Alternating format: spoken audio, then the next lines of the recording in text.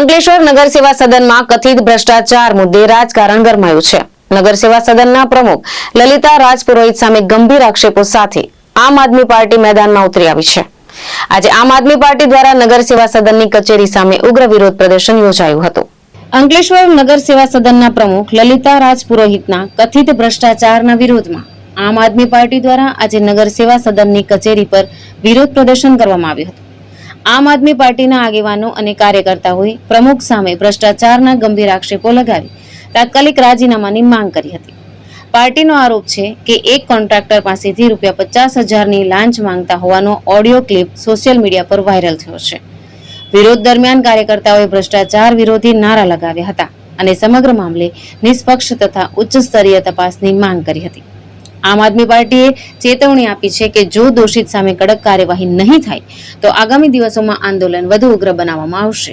આજ રોજ અંકલેશ્વર શહેર ટીમ દ્વારા આમ આદમી પાર્ટીની તાજેતરમાં જ નગરપાલિકા પ્રમુખ જે ભાજપના પ્રમુખ છે અને એમના દ્વારા એક કોન્ટ્રાક્ટર પાસે ₹50,000ની માંગણી કરતો એક ઓડિયો વાયરલ થયો હતો।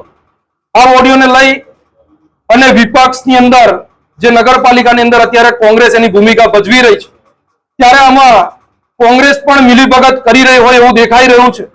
કોંગ્રેસના કેટલાક નેતાઓના પણ એવા નિવેદનો સામે આવ્યા કે અમારી પાસે અગાઉના પણ બધા જ એવિડન્સ છે, તો અત્યાર સુધી કોંગ્રેસ દબાવીને કેમ બેઠી છે?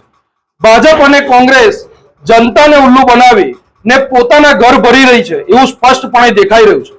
ત્યારે આજ રોજ આમ આદમી પાર્ટી ટીમ દ્વારા અંકલેશ્વરની નગરપાલિકા પ્રમુખના રાજીનામાની માંગ સાથે અંકલેશ્વર નગરપાલિકા પર અહીંયા બેઠા છે।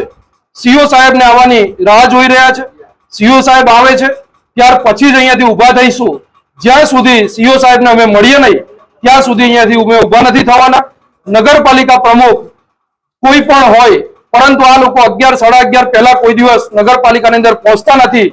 ત્યારે જનતાએ આ લોકોને જનપ્રતિનિધિ બનાવ્યા છે।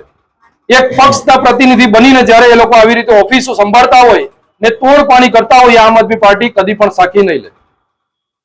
ધર્મેશ રાણા, દ્રષ્ટિકોણ ન્યૂઝ, અંકલેશ્વર।